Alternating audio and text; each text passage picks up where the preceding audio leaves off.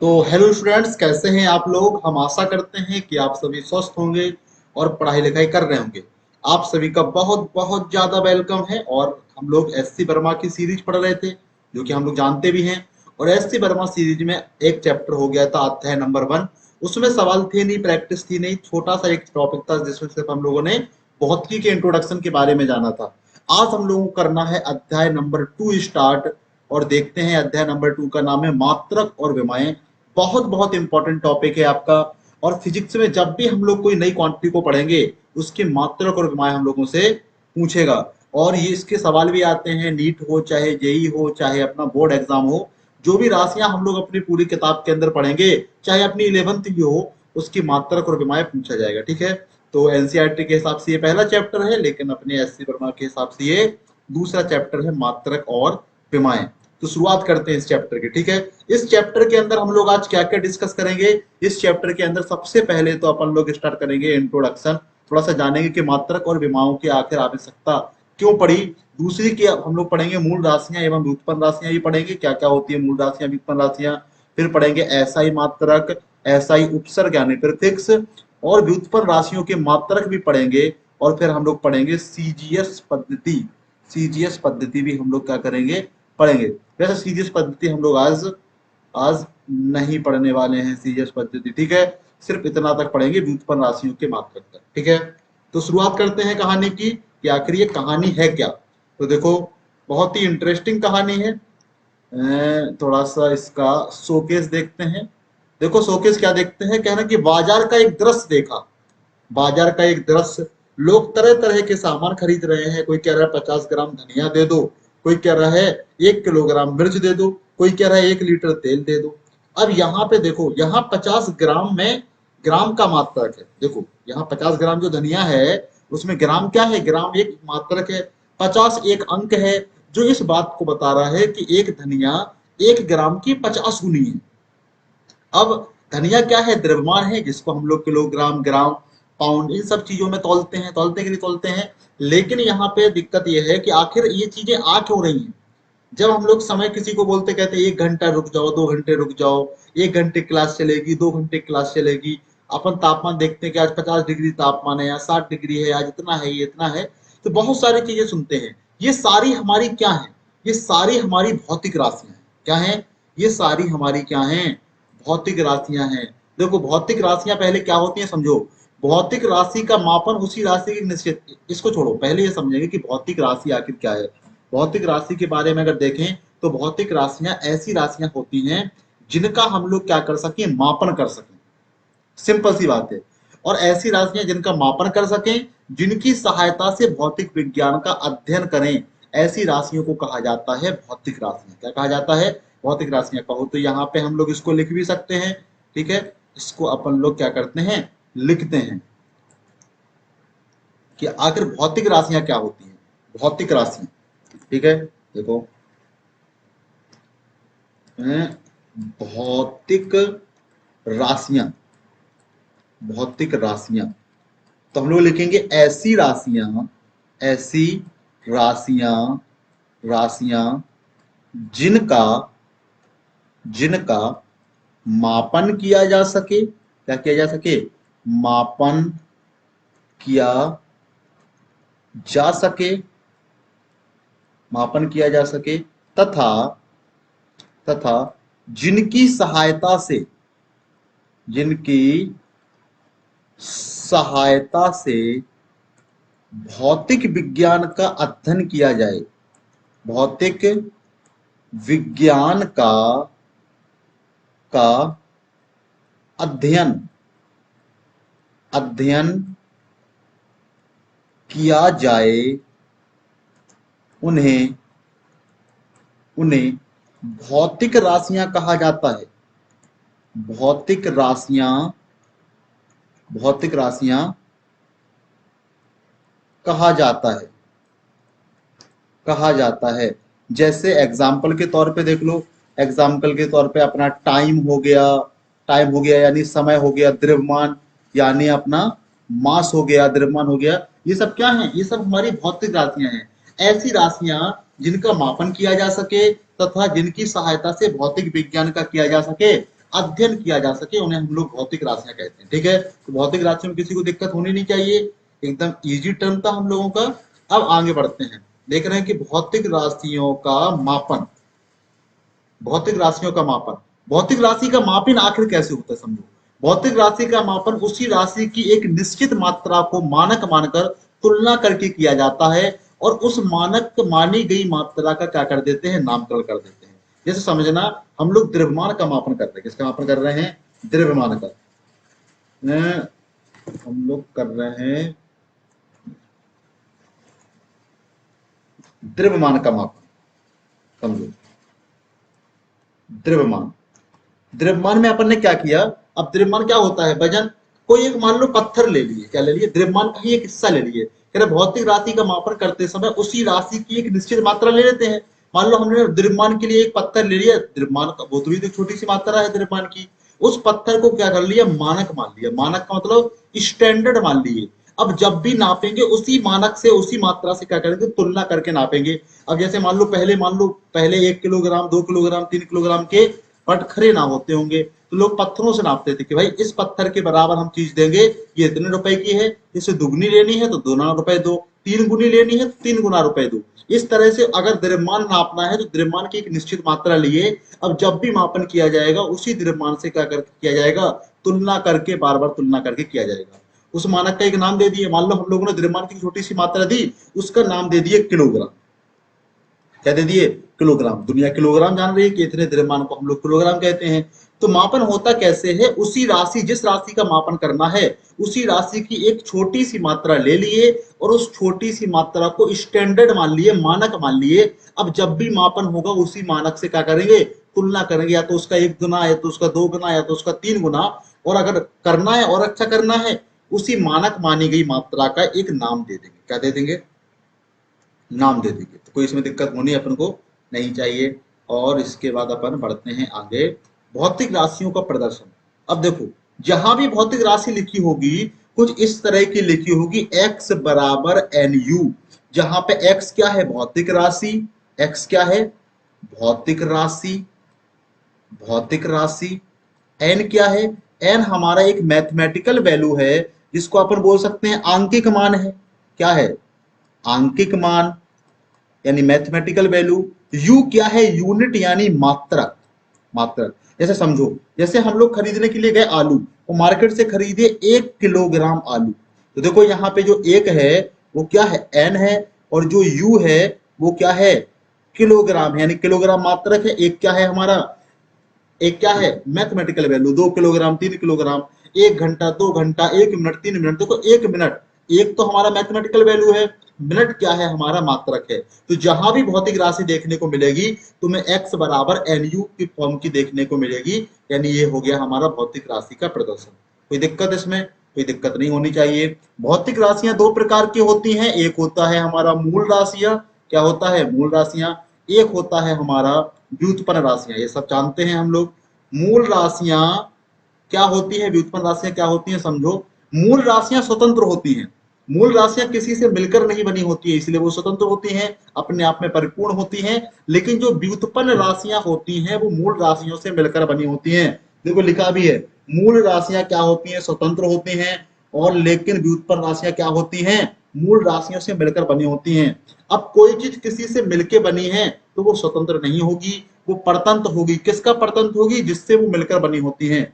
यानी हमारी व्युत्पन्न राशियां मूल राशियों से क्या होती है, परतंत्र होती है। किसी को दिक्कत। अब जो परिपूर्ण है वो अपने आप में कंप्लीट, उनकी एक निश्चित मात्रा एनसीईआरटी ने, यानी वैज्ञानिकों ने डिसाइड की है कि मूल राशियां 7 प्रकार की होती। कितने प्रकार की, 7 प्रकार की, जिनमें लंबाई सर्वप्रथम है, दूसरे नंबर पे अपना द्रव्यमान, तीसरे नंबर पे समय, विद्युत धारा, ताप। और ये देखो जो ये लिखा है अनुपातिक पदार्थ की मात्रा, इसको हम लोग बोल देते हैं सिर्फ पदार्थ की मात्रा, तो भी अपना काम चल जाएगा। इसको बोलते हैं पदार्थ की मात्रा। और ये लिखा है तीव्रता, यानी इसको हम लोग ज्योति तीव्रता भी बोल सकते हैं। क्या बोल सकते हैं, ज्योति तीव्रता। तो आपको टेंशन लेने की आवश्यकता नहीं है। 7 प्रकार की मूल राशियां होती हैं, लंबाई, द्रव्यमान, समय, विद्युत धारा, ताप, अनुपातिक पदार्थ की मात्रा और ज्योति तीव्रता। सबका अपना एक सिंबल होता है। लंबाई को हम लोग L से लिखेंगे, द्रव्यमान को हम लोग M से लिखेंगे, समय को हम लोग T से लिखेंगे, विद्युत धारा को हम लोग आई से लिखेंगे, तापमान को हम लोग टी से लिखेंगे, ठीक है। चलो आगे बढ़ते हैं। तो मूल राशियां कितने प्रकार की होती हैं? 7 प्रकार की होती हैं। मूल राशियों के एसआई मात्रक। एसआई का मतलब क्या है? System of international. इंटरनेशनल का मतलब अंतरराष्ट्रीय। अब एसआई मात्रक इसलिए डिसाइड किए गए क्योंकि हम लोग वर्ल्ड वाइड क्या करते हैं? व्यापार करते हैं। ऐसा ना हो कि द्रव्यमान को हम लोग यहाँ किसी और चीज में नाप रहे हैं, अमेरिका में किसी और चीज में नापें, जर्मनी में किसी और चीज में नापें, तो फिर दिक्कत हो जाएगी। फिर कैसे रेट डिसाइड होगा? इसलिए क्या किया गया कि पूरे दुनिया के लिए राशियों के लिए जो मूल राशियां हैं उनके लिए एक मात्रक डिसाइड कर दिए गए कि भाई भारत में नापो, चाहे अमेरिका में नापो, चाहे कहीं भी नापो, इन मात्रकों में हम लोग क्या करेंगे? मापेंगे। तो ऐसा ही इसलिए पॉपुलर है। तो लंबाई का जो ऐसा ही मात्रक है वो होता है मीटर। क्या होता है? मीटर। और जिसको हम लोग एम से लिखते हैं। कैसे लिखते हैं? एम से। द्रव्यमान का मात्रक होता है किलोग्राम। क्या होता है? किलोग्राम। किलोग्राम। जिसको अपन लोग केजी से लिखते हैं। किससे लिखते हैं? केजी से। समय का मात्रक होता है सेकंड। क्या होता है? सेकंड। सेकंड। जिसको अपन लोग एस से लिखते हैं। विद्युत धारा का मात्रक होता है एम्पियर। क्या होता है? एम्पियर। एम्पियर। जिसको ए से लिखते हैं। ताप का मात्रक होता है केल्विन। क्या होता है? केल्विन। जिसको अपन लोग के से लिखते हैं। अनुपातिक पदार्थ की मात्रा यानी पदार्थ की मात्रा का मात्रक होता है मोल। क्या होता है? मोल। दीप्ति तीव्रता यानी कि ज्योति तीव्रता का मात्रक होता है कैंडिला। क्या होता है? कैंडिला। जिसको लिखते हैं सीडी से। किससे लिखते हैं? सीडी से। तो इस बात को अपन याद रखेंगे कि 7 मूल राशियां, 7 मूल राशियों के साथ एसआई मात्रक, लंबाई का मात्रक मीटर होता है, द्रव्यमान का मात्रक किलोग्राम होता है, समय का मात्रक सेकंड, विद्युत धारा का मात्रक एम्पियर, अनुपातिक पदार्थ की मात्रा बोले या पदार्थ की मात्रा या पदार्थ की आणविक मात्रा, बात सेम है, उनका मात्रक मोल होता है, और ज्योति तीव्रता का मात्रक अपना कैंडिला होता है। ठीक है, आगे बढ़ते हैं और देखते हैं कि क्या है आगे। आगे है अपनी पूरक राशियां। कह रहा है कि 7 मूल राशियों के अतिरिक्त भी कोण तथा घन कोण यानी एंगल और सॉलिड एंगल के स्वरूप में मान्यता दी गई है। 2 और क्वांटिटी है। एक तो हमारी मूल राशियां हैं, मूल राशियों से मिलकर व्युत्पन्न राशियां मिलेंगी। मूल राशियां 7 प्रकार की होती हैं, व्युत्पन्न राशियां अनंत प्रकार की होती हैं। अलग अलग अनुपात में, अलग अलग घातों में, गुणा भाग के रूप में मूल राशियां मिल मिलकर के अनंत व्युत्पन्न राशियों का निर्माण करती हैं। लेकिन 7 मूल राशियों के अलावा 2 पूरक राशियां भी है जो कि मैथमेटिकल क्या है? क्वांटिटीज है। देखो, पूरक राशियां 2 होती हैं। एक हमारा होता है कोण। क्या होता है? कोण। और दूसरा होता है घन कोण यानी सॉलिड एंगल। एक होता है एंगल, दूसरा होता है सॉलिड एंगल। कोण का जो मात्रक होता है वो होता है रेडियन। क्या होता है? रेडियन। कोण हम लोग सुने हैं ना, डिग्री में सुने हैं, लेकिन ऐसा ही मात्रक यानी जो मान्यता दी गई है वो रेडियन में दी गई है। और घन कोण यानी सॉलिड एंगल, देखो बने भी है डायग्राम। जब 2 डायरेक्शन यानी 2D में कोई चीज होगी तो वो क्या होगा? हमारा कोण कहलाएगा, जिसको हम लोग थीटा से रिप्रेजेंट करते हैं। ठीक है।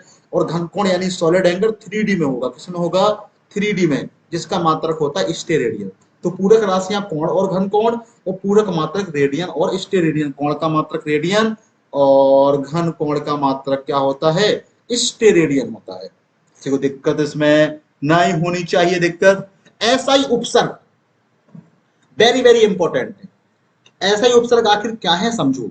कह रहा है प्रायः ऐसा ही मात्रक हमारे उपयोग के लिए या तो बहुत छोटे होते हैं या तो बहुत बड़े होते हैं। ऐसा ही पद्धति में कुछ विशेष उपसर्ग बनाए गए हैं जिन्हें ऐसा ही उपसर्ग कहा गया है। क्या कह रहा है? जो ऐसा ही मात्रक हैं उनको अगर हम लोग उपयोग करते हैं, मान लो हमको चाहिए थोड़ी सी चीज, लेकिन अगर हम लोग एक भी ले रहे हैं, जैसे मान लो 1 किलोग्राम ले रहे हैं कोई चीज, वो 1 किलोग्राम इतनी ज्यादा लग रही है हमको कि हम लोग किलोग्राम में लिखना थोड़ा सा क्या हो रहे हैं? संकोच कर रहे हैं।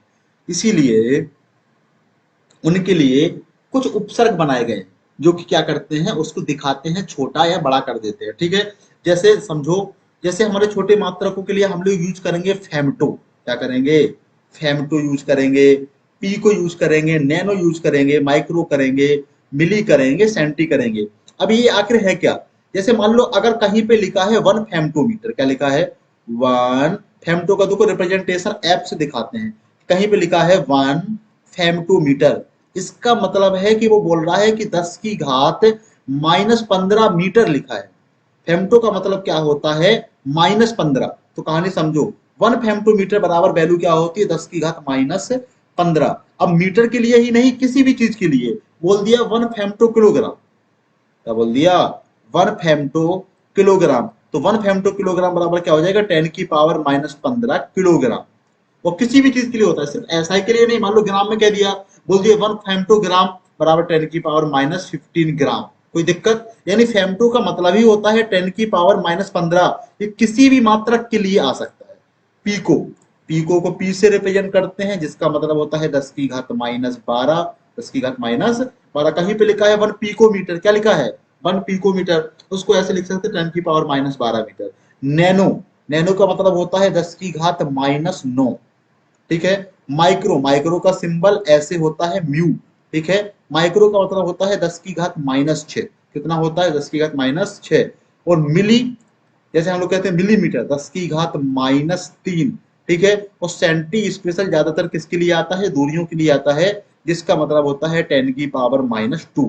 तो टेंशन लेने की कोई जरूरत नहीं है। अपने कितने हैं, फेम्टो बराबर 10⁻⁻15, पीको बराबर 10⁻⁻12, नैनो बराबर 10⁻⁻9। यानी किसी भी ऐसे मात्रक के साथ लग सकता है, ऐसा नहीं कि सिर्फ दूरी के साथ लगे, सिर्फ किलोग्राम यानी द्रव्यमान के साथ लगे, ठीक है। किसी भी भौतिक राशि के लिए इन उपसर्गों का यूज हम लोग कर सकते हैं। और देखो, अब बड़े मात्रकों के लिए देख लेते हैं भाई, हमें जो क्वांटिटी हमको लेनी है, अगर वो छोटी है, हमको बड़ा कुछ यूज करना है, बहुत ज्यादा यूज करना है, तो बड़ी राशियों के लिए किलो यूज करेंगे। किलो का मतलब होता है 10⁻3, ठीक है।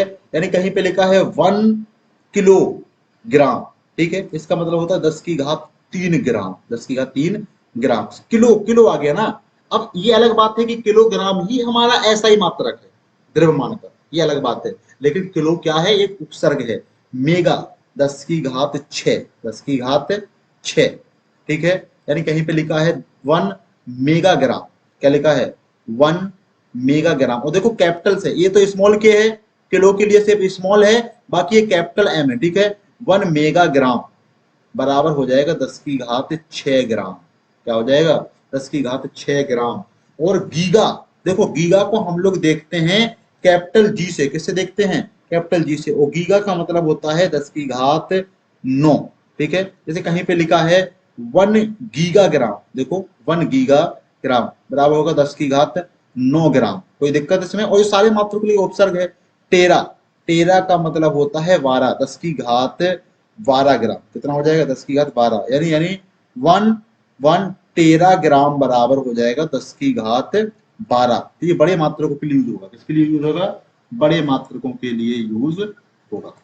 कोई दिक्कत इसमें, कोई दिक्कत इसमें होनी नहीं चाहिए। थोड़ा सा इसको बैलेंस कर देते, समझ में ही कहानी, कि अपने बड़े मात्रक जो होते हैं उनमें किलो, मेगा, गीगा, टेरा आते हैं। और जो हमारे छोटे होते हैं उनमें क्या आते हैं, मिली आता है, सेंटी आता है, फेम्टो आता है, पीको आता है, नैनो आता है, ये सब आते हैं। कोई दिक्कत, कोई दिक्कत अपन को नहीं होनी चाहिए। अब देखो आगे बढ़ते हैं, अब अपन आगे बढ़ते हैं तो देखते हैं व्युत्पन्न राशियों के मात्रक। व्युत्पन्न राशियों के मात्रक अपन निकालेंगे कैसे आगे, समझो। व्युत्पन्न राशियों के ऐसा ही मात्रक निकले के लिए हम क्या करते हैं, दी गई राशि, दी गई राशियों को मूल राशियों के गुणनफल या भागफल के रूप में लिख लेते हैं, फिर मूल राशि के मात्रक को लिख लेते हैं। देखो क्या कह रहा है, समझो। कह रहा है कि अगर हमें किसी व्युत्पन्न राशि को लिखना, जैसे मान लीजिए व्युत्पन्न राशि पहले ले लेते हैं, जैसे ले लिए चाल, क्या ले लिए, चाल। तो कह रहे चाल है, कोई भी व्युत्पन्न राशि है, पहले उसको मूल राशियों के गुणनफल या भागफल के रूप में लिखते हैं। तो चाल बराबर क्या होता है, दूरी, दूरी बटे समय, होता है कि नहीं होता है। दूरी भी हमारी कैसी राशि है, मूल राशि है, ठीक है। और समय भी कैसी राशि है, मूल राशि है। तो क्या चाल मूल राशियों के गुणा या भाग में लिख गई, बिल्कुल लिख गई, ये लिख गई हमारे भाग में। अब क्या कर रहा है कि गुणा, पहले मूल राशियों के गुणा या भाग में लिख लो, फिर मूल राशियों के मात्रक लिख दो, तो चाल का मात्रक आ जाएगा। तो जैसे दूरी का मात्रक क्या है, दूरी का मात्रक होता है मीटर, क्या होता है, मीटर, बटे समय का मात्रक क्या है, सेकंड, तो लिख दो सेकंड, क्या लिख दो, सेकंड। और मीटर प्रति सेकंड आ गया हमारा चाल का मात्रक, किसका मात्रक आ गया, चाल का मात्रक। समझ में आई कहानी, कि पहले क्या करो, कोई भी व्युत्पन्न राशि है उसको मूल राशि के पदों में लिख लो, फिर उसके मात्रक लिख दो, तो हमको व्युत्पन्न राशि का मात्रक क्या हो जाना है, प्राप्त हो जाना है। देखो आगे बढ़ते हैं, जैसे जैसे अगर एक राशि हम लोग लें बल, क्या लें, बल। अब बल क्या है हमारा, फोर्स। बल बराबर क्या होता है, द्रव्यमान गुणे त्वरण, क्या होता है, द्रव्यमान, द्रव्यमान गुणे त्वरण, त्वरण। रिप्रेजेंटेशन बोले तो F बराबर क्या होता है, m इंटू ए होता है। ठीक है, अब जो द्रव्यमान है वो तो मूल राशि है, मूल राशि है, लेकिन हमारा त्वरण क्या है, मूल राशि नहीं है। तो इस फिर इसको भी हम लोग तोड़ेंगे, तो देखो कैसे लिखेंगे, F बराबर m इंटू ए क्या हो जाएगा, वेग परिवर्तन बटे समय। और वेग यहाँ पे समय मूल राशि है, द्रव्यमान मूल राशि है, लेकिन वेग मूल राशि नहीं है। तो वेग को फिर से तोड़ेंगे, विस्थापन बटे समय, तो ये आ जाएगा हमारा F बराबर द्रव्यमान गुणे वेग को क्या लिख लेंगे, विस्थापन बटे समय, क्या लिख लेंगे, विस्थापन h बटे समय। तो ये समय का क्या हो गया, स्क्वायर हो गया। अब देखो यहाँ पे जो द्रव्यमान है वो भी मूल राशि है, समय यानी सेकंड समय भी मूल राशि है, विस्थापन भी मूल राशि है s, और समय भी क्या है, मूल राशि है। अब इन मूल राशियों के मात्रक लिख देते हैं तो हमें बल का मात्रक प्राप्त हो जाएगा। m यानी द्रव्यमान का मूल राशि क्या होती है, किलोग्राम, क्या होती है, किलोग्राम। यानी विस्थापन का क्या होती है, मीटर, अब सदिश राशि है लेकिन मीटर होती है। ठीक है, और टाइम यानी समय, तो सेकंड का स्क्वायर। तो क्या आ गया हमारा मात्रक f का जो ऐसा ही मात्रक आ गया, वो आ गया किलोग्राम मीटर प्रति सेकंड स्क्वायर। अब कहोगे कि इसका मात्रक तो न्यूटन होता है, किलोग्राम मीटर प्रति सेकंड स्क्वायर का नाम ही आखिर क्या कर दिया, न्यूटन रख दिया। क्या रख दिया, न्यूटन। तो वो नाम के हिसाब से हम लोगों ने मात्रक का नाम दे दिया। ठीक है, लेकिन रियलिटी में किलोग्राम मीटर प्रति सेकंड स्क्वायर क्या है, हमारा फोर्स का मात्रक है। इसी प्रकार किसी भी राशि का निकाल सकते हैं, किसी भी राशि के लिए जैसे निकालो कार्य का, किसका निकालो, कार्य का। ठीक है, कार्य क्या है हमारा, कार्य है वर्क। कार्य बराबर क्या हो जाएगा, बल गुणे विस्थापन, क्या हो जाएगा, बल गुणे विस्थापन यानी एस। बल का अभी हम लोग निकाले हैं किलोग्राम मीटर प्रति सेकंड स्क्वायर, किलोग्राम मीटर प्रति सेकंड स्क्वायर इंटू विस्थापन का क्या हो जाएगा, मीटर हो जाएगा। तो क्या आ गया कार्य का मात्रा, किलोग्राम मीटर स्क्वायर प्रति सेकंड स्क्वायर, प्रति सेकंड स्क्वायर। ये हो गया हमारा कार्य का ऐसा ही मात्रक। कहोगे कार्य का ऐसा ही मात्रक तो जूल होता है, वो एक वैज्ञानिक के नाम पर रखा गया। ठीक है, तो आगे बढ़ते हैं। आगे क्या है हमारा, व्युत्पन्न राशियों के लिए मात्रक भी निकाल लिए। और थैंक यू आ गया, बहुत छोटा लेक्चर था लेकिन बहुत बढ़िया था। तो हम लोग करते हैं आप सभी को tata bye bye, thank you, धन्यवाद। पढ़ाई करते रहो और बने रहो एलडी स्टडी के साथ। अभी हम लोग छोटे छोटे लेक्चर कर रहे हैं, धीरे धीरे एक एक घंटे की भी लेक्चर होंगे, दो दो घंटे की भी होंगे। जब क्वेश्चन प्रैक्टिस कर रहे होंगे तो क्वेश्चन प्रैक्टिस का जो सेशंस रहेंगे वो काफी बड़े बड़े होने वाले हैं। तो अभी आप लोग आदत बना लो, ठीक है, हमसे तालमेल बिठा लो। छोटे छोटे लेक्चर रहेंगे, एक और लेक्चर में हमारा अगला ये वाला चैप्टर कंप्लीट हो जाएगा। ठीक है, तो आसान चीजें हैं, आसान चीजों को हम लोग इग्नोर नहीं कर सकते। जो आसान होता है वही बेस होता है, और base is very very important for you. ठीक है, तो चलो बस आज की कहानी का द एंड करते हैं। सभी को थैंक यू हमको इतना झेलने के लिए, और बाय बाय, टेक केयर। पढ़ाई लिखाई करते रहो, बने रहो, स्वस्थ रहो, हंसते रहो, मुस्कुराते रहो, और बाय बाय।